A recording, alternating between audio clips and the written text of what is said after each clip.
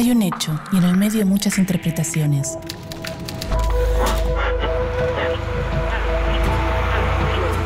En la calle, en el auto, en la casa, el bar, el trabajo.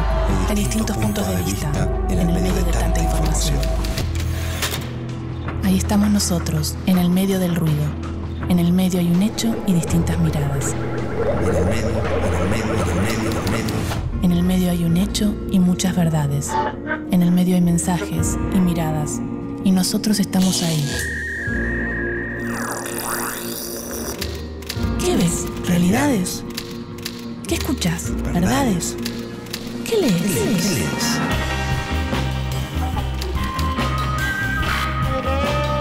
En el medio de las noticias, en el medio de la vida, en el medio de la verdad, en el medio estamos nosotros, aturdidos, confundidos.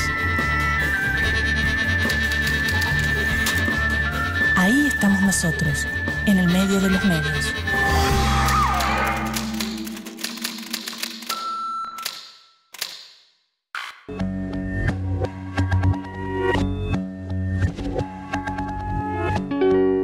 Los fotógrafos capturan en la inmediatez aquello que sucede en la realidad y desde ese momento los hechos, convertidos en imágenes, quedan para siempre.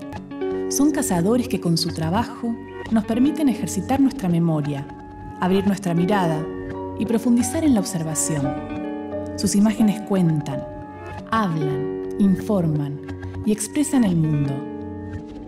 ¿De qué se trata el fotoperiodismo?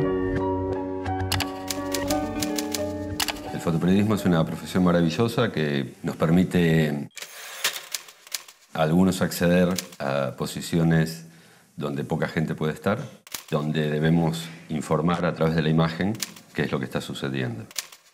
Fotoperiodismo es la adjetivación de uno de los modos de la fotografía. Determina ya en el nombre que es una fotografía que va a ser utilizada en un medio gráfico, periodístico de comunicación. Es la manera que tenemos los reporteros gráficos de informar a través de imágenes. Así como, para que se entienda, como un cronista escribe sus crónicas en un diario, en un papel o en un sitio web en la actualidad, los reporteros gráficos informamos a través de imágenes.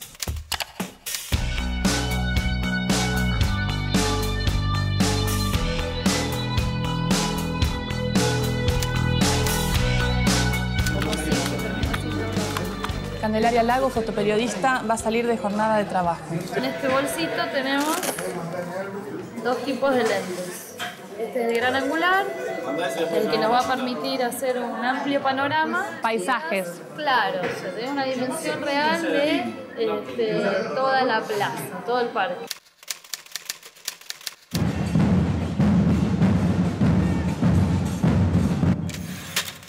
Y después está el teleobjetivo.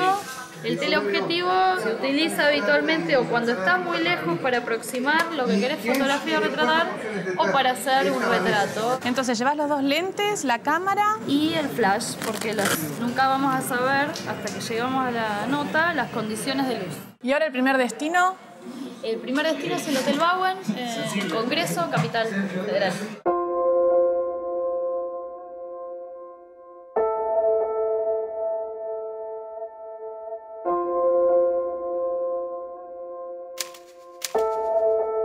¿Qué vas a cubrir hoy? Venimos acá al Bauen a hacer una serie de entrevistas a los familiares que están por viajar a las Islas Malvinas.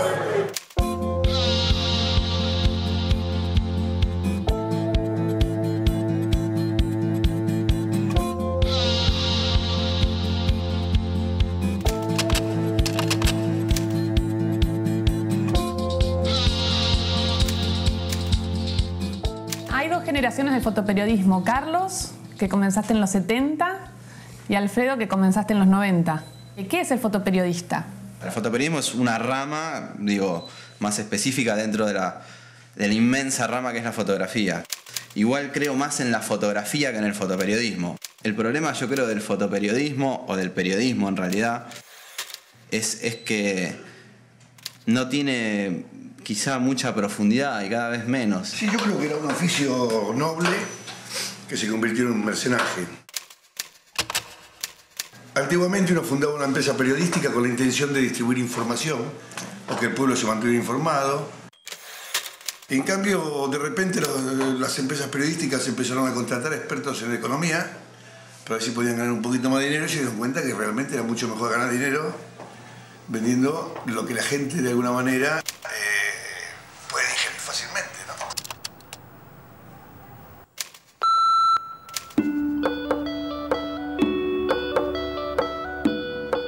¿Cómo fue que la fotografía se transformó durante los últimos 2 siglos en la imagen del relato periodístico? Siglo XIX, 1816, Francia. Se inicia la historia de la fotografía cuando el científico Joseph Nicéphore Niepce obtiene las primeras imágenes fotográficas. 1852. Se funda el fotoperiodismo argentino con el registro de los batallones correntinos. Sin embargo, las imágenes no eran tomadas con carácter periodístico. 1855. Los reporteros británicos William Simpson y Roger Fenton cubren la guerra de Crimea, convirtiéndose en pioneros de la fotografía periodística por la forma de documentar la realidad de ese conflicto bélico. 1862. Estados Unidos. Durante la Guerra de Secesión, Matthew Brady entrega otro punto de vista al mostrar las consecuencias del conflicto. 1898. El semanario argentino Caras y Caretas arma el primer plantel de fotógrafos, abriendo el camino para una nueva figura, el reportero gráfico. Siglo XX, 1912. Se funda en Dinamarca la primera organización nacional de reporteros gráficos del mundo, Unión de Fotógrafos de Prensa. El período de entreguerras es una etapa de consolidación de la imagen en la cultura de masas. Se intenta poner el ojo de la cámara en todo lugar donde haya una noticia. 1947. Estados Unidos. Los reporteros de guerra Robert Capa y Henri Cartier-Bresson, entre otros, fundan en cooperativa la agencia Magnum de fotografía.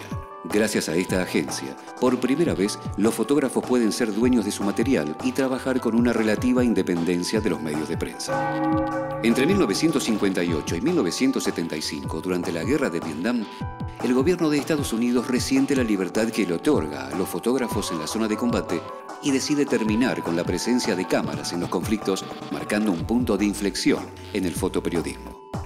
La muestra más palpable es la cobertura de la Guerra del Golfo Pérsico años después. 5 de marzo de 1960, Cuba. El fotógrafo revolucionario Alberto Korda toma una de las fotos más famosas del mundo mientras cubre la despedida a las víctimas del sabotaje perpetrado por la CIA al barco francés Le Couvreur. Un joven Che Guevara queda inmortalizado por su lente. 1973, Brasil. El economista Sebastião Salgado inicia su carrera fotográfica y documenta en riguroso blanco y negro la pobreza de América Latina que publica y expone en su libro Otras Américas.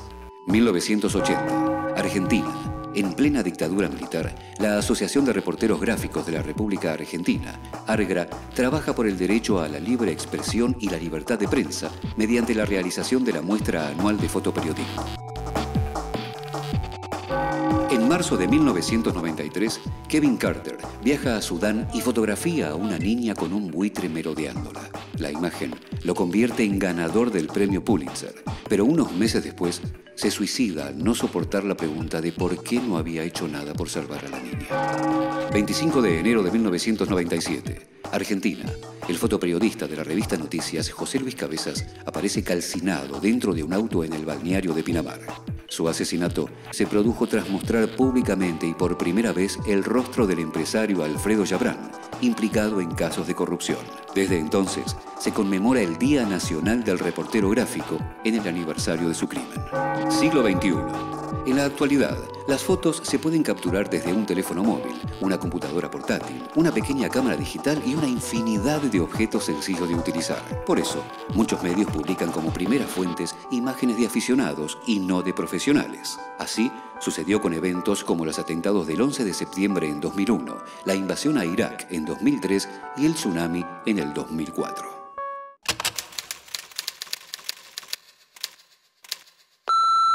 Ellos son de Córdoba. Yo como para... Sí, claro, me va a preguntar. Para que le desasne. Raúl, y vos sos el periodista de Telam que acompaña a Candelaria. ¿Cómo es trabajar con una fotoperiodista? ¿Qué características tiene que tener? ¿Es fotógrafa o es fotoperiodista? Son las dos cosas y es muy importante que sea fotoperiodista porque muchas veces nos complementamos. Ella por ahí me dice, mirá que vi a fulano, está haciendo tal cosa. O a veces yo le digo, mirá, el corte es en tal lado, pasa tal cosa. En una buena complementación te puedo asegurar que salen cosas muy lindas, muy importantes. Los reporteros gráficos hacemos periodismo. Tenemos una visión particular, estamos informados y sabemos la nota, qué es lo que queremos demostrar, ¿no? Es nuestra manera de transmitir lo que está sucediendo en distintos hechos. Si bien hay una modalidad que a veces se cree que, es cierto, nosotros vamos a cubrir muchas veces las notas que nos dicen que están sucediendo, también tenemos nosotros, una vez que llegamos a esa nota a cubrir, tenemos una visión particular y eso es la que tratamos de nosotros de informar, ¿no? Los reporteros gráficos son periodistas, esencialmente. Ahora, luego, el uso que se hace del material producido por los reporteros gráficos en los medios sigue estando todavía un poco, digamos, dependiente de la parte del texto, que es la otra parte del periodismo gráfico. El fotoperiodista tiene que tener una formación de periodista en base a que tiene que ser un tipo que ve la realidad y tiene que analizar, inclusive para quién está trabajando, o sea, a veces. O sea, el ángulo tuyo es amplísimo, o sea, vos tenés que elegir el ángulo correcto. Me parece que muchas personas que son las que deciden las noticias no tienen un gran contacto con la realidad tampoco. Y tienen contacto con la realidad de los medios, que no es la realidad. Pero una foto para mí es, como dice Foncuberto, el fotógrafo catalán, es el beso de Judas.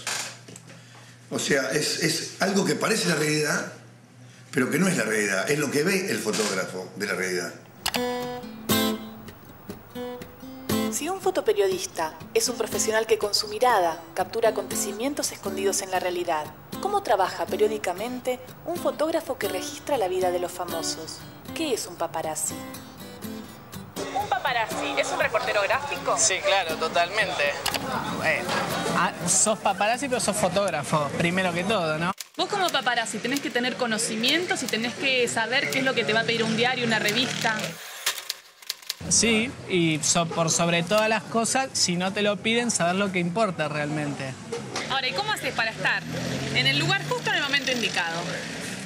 Y bueno, y tenés que moverte mucho, estar muchas horas en la calle y tener contactos. Cuidacoches, policías. ¿Qué tal? ¿Cómo andás? ¿Bien? ¿Qué tal? Bien. Che, ¿hay alguno dando vuelta? No, hoy tranca. No vino nadie. No pasa nada. Bueno, paso después más tarde, dale. Dale, nos vemos. Chau, chau.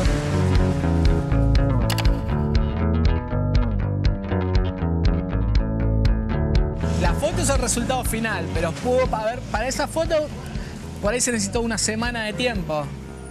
O un mes, o es una foto que te la pidieron hace un año y vos la lograste conseguir al año siguiente por esas cosas de la vida.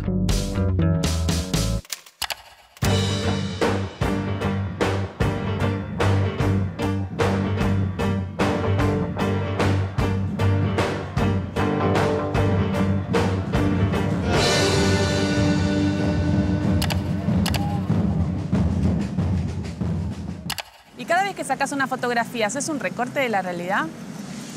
Tanto como recorte no, pero uno sabe que sí, es la mirada de uno, es completamente subjetivo, podemos estar 3 colegas en un mismo lugar y cubriendo una misma nota, en una misma situación y hacer fotos diametralmente distintas, precisamente por tratar de retratar y contar desde la mirada particular de cada uno. Una foto es como un texto, es totalmente subjetiva. O sea, la objetividad no existe. Si vamos solo a la cosa geográfica, obviamente nosotros estamos viviendo en un mundo de 360 grados en todos los aspectos y la fotografía es un pedacito de ese entorno, digamos, que el fotógrafo elige, digamos, con mayor o menor capacidad para acertar si es el pedazo correcto o no. Está el momento de la toma, es intransferible y lo hace el fotógrafo. Pues el momento de la edición, la selección y la puesta en página de una fotografía depende según el medio donde trabajes, según el equipo de trabajo que se haya conformado. Vos tenés mayor injerencia, menor injerencia, pero hay una cantidad de condicionantes que no dependen del fotógrafo. Hay un triple o 3 o 4 recortes de la realidad que toma el fotógrafo. El fotógrafo toma la imagen y toma por ahí 100 imágenes. De esas 100 imágenes, el editor de fotografía en general no le pregunta cuál de estas imágenes es la que trabajó y que cree que es la que corresponde para ilustrar o para tal artículo. Entonces el editor no le consulta eso al fotógrafo, de esas 100 imágenes elige la que quiere en general. Inclusive la puede reencuadrar sin tampoco consultarle nada al fotógrafo, y después el editor periodístico o el periodista le vuelve a reencuadrar por ahí la imagen o seleccionando la que él quiere, y después por ahí el diseñador cuando lo ponen en página la vuelve a reencuadrar. O sea que lo que sale en los diarios no representa en absoluto lo que hizo el fotógrafo de ninguna manera. ¿Hasta dónde se puede manipular una foto? Y si eso vale o no según el objetivo. Si vos hablas de fotografía documental, no vale. Claro. Pero si vos hablas de fotografía en la parte amplia de la fotografía como artística o creativa, claro, ahí vale todo. Vale todo.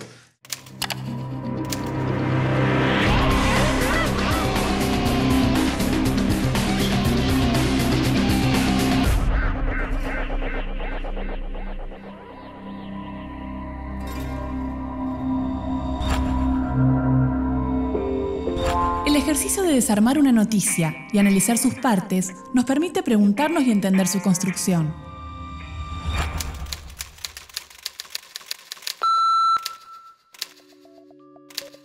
El 17 de octubre de 1995, mientras se desarrollaba la quinta cumbre iberoamericana de presidentes, esa vez con sede en la ciudad de Bariloche, los medios argentinos cubrieron el evento. Todos informaron acerca de la condena unánime al embargo perpetrado contra Cuba por los Estados Unidos. Sin embargo, no todos mostraron lo mismo. Página 12, Clarín y La Nación ocuparon sus tapas con una fotografía provista por Telam, la agencia de noticias del Estado, en la que se veía a los presidentes latinoamericanos participando de una charla informal. Solo el diario El Expreso, propiedad del productor de espectáculos Gerardo Sofovich, omitió, borrando mediante técnicas de Photoshop, la figura del presidente peruano de entonces, Alberto Fujimori. ¿La imagen que vemos representa realmente entonces lo que sucedió? ¿Los medios, al publicar una fotografía, están siendo veraces con la información que brindan? El diario El Expreso, que existió entre abril de 1995 y junio de 1996, pertenecía a Sofovich, amigo personal del presidente Menem. ¿En qué podía molestarle al entonces presidente el hecho de aparecer en una charla amena con su par peruano? Tiempo después, salió a la luz la noticia de que la Argentina había vendido armas a Ecuador cuando este país se encontraba en conflicto con Perú. Argentina figuraba entre los países neutrales y era uno de los 4 garantes del Tratado de Paz de Río de Janeiro. No obstante, el gobierno argentino había vendido 10.000 fusiles y 10 millones de cartuchos a Ecuador en febrero de 1995, unos meses antes de que tomaran esa fotografía. El Expreso privilegió los intereses políticos alejándose de la veracidad periodística y terminó mostrando una ficción.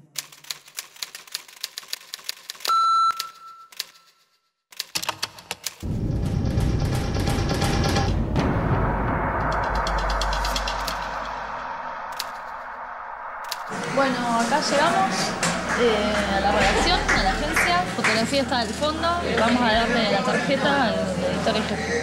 Luego de todo un día de trabajo, Candelaria entrega el material fotográfico contenido en la tarjeta de memoria al editor en jefe, quien se hará cargo a partir de allí de la elección de las fotos que acompañan a la noticia. Esta es la tapa de un libro. Sí, esa es la tapa del libro. Este es un fotón. Cuando me muera quiero que me toquen cumbia, de Cristian Alarcón. ¿Y esto cómo lo enganchaste? ¿Cómo estabas en este momento donde matan a una persona? Había 15 asesinatos por día en la ciudad de Medellín, entonces había como... La fiscalía levantaba los cadáveres y yo un par de noches salía ahí a fotografiar eso como para mostrar el lado más cruento. Y en este momento tan dramático, ¿no? Vos iluminaste, directamente sacaste la foto, ¿qué cosas tenés en cuenta? En ese momento como que trataba de respetar siempre la luz natural porque creía que no lo podía hacer mejor artificialmente, tampoco tenía el tiempo y me motiva la luz que hay en el momento, la verdad. Es la luz del patrullero dando ahí. Mira, yo tengo acá, no sé, tengo una especie de selección chiquita ¿De los trabajos? Sí, trabajos que forman parte de esto de Galicia, por ejemplo. Una señora que el marido de una trompada le había volado el ojo, pobrecita. Y lo que es la subjetividad, ¿no? Porque yo la veo y me parece que fuera quizás una situación de guerra, por ejemplo, en un país árabe. Esto es del asilo, un asilo en Barcelona. Yo pasaba por delante y me impresionó tanto la pobreza, la humedad que había dentro que entré. Fíjate, esta, por ejemplo, las mujeres están sentadas ahí a las 9:30 de la mañana esperando que se encienda la tele a las 12 y cuidando el lugar, porque si no se quedan sin lugar. Es el purgatorio, o sea, la gente que espera antes de la muerte. Hay fotos que pueden cambiar la realidad. Me parece que los ejemplos más claros quizás son... hay una foto de Daniel Dabove, a donde, por ejemplo, lo enganchó a Macera caminando cuando tenía arresto domiciliario. Entonces esa foto, al juzgado... Prueba. O las de guerra, o sea, de tener el documento de genocidio. Sí, la de Adams, aquella del jefe de policía de Vietnam que le pega el tiro al vietnamita, al Vietcong, donde se pone en evidencia la posición americana, cambia de alguna manera. O sea, cambia en ese sentido, por ahí sí. Hasta tal punto de que me parece que la última guerra que se cubrió de manera más humana fue la guerra de Vietnam, fotográficamente. Sí, claro. A donde inclusive esas fotos de los muertos o de la nenita que está corriendo, llorando desnuda cuando le están quemando la casa, digo, han servido para que la opinión pública de Estados Unidos esté en contra de Vietnam. Por eso ahora en las guerras modernas, digo, no hay libertad fotográfica y casi no salen cadáveres. O sea, sino que se muestra, como decía él, van en un pool, en un camión de cascos azules, a fotografiar lo que el ejército norteamericano quiere, por ejemplo.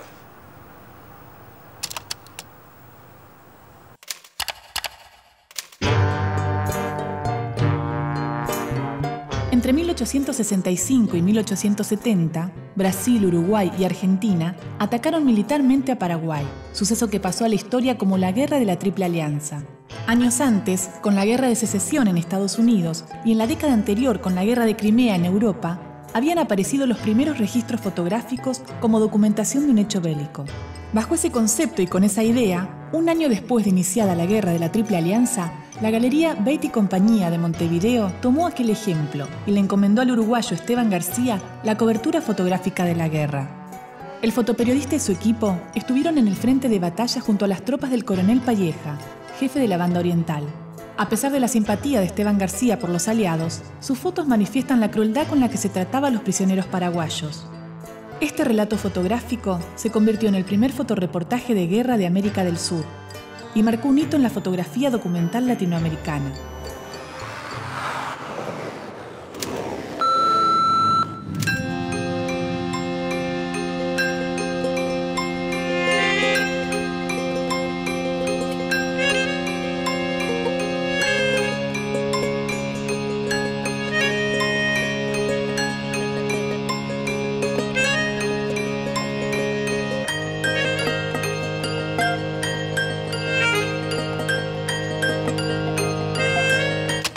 La ética de un reportero gráfico debe juzgarse, también digo, como la de cualquier persona que se atribuya la capacidad de informar. Me parece que, como decía, la honestidad es el único parámetro que podemos tener. Y en el caso del reportero gráfico es bastante obvio, me parece que no hay que armar situaciones, tratar de enfocar el nudo de la noticia de acuerdo a la concepción de cada uno y tratar de técnicamente hacerlo de la mejor manera posible para que su lectura sea fácil y clara.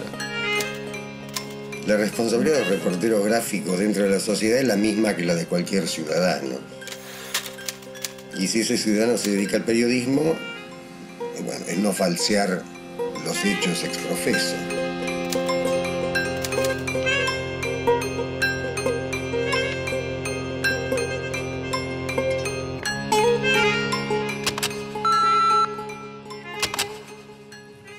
Eso que acabas de ver es solo un programa de televisión, una visión, una opinión, nuestra interpretación de la realidad.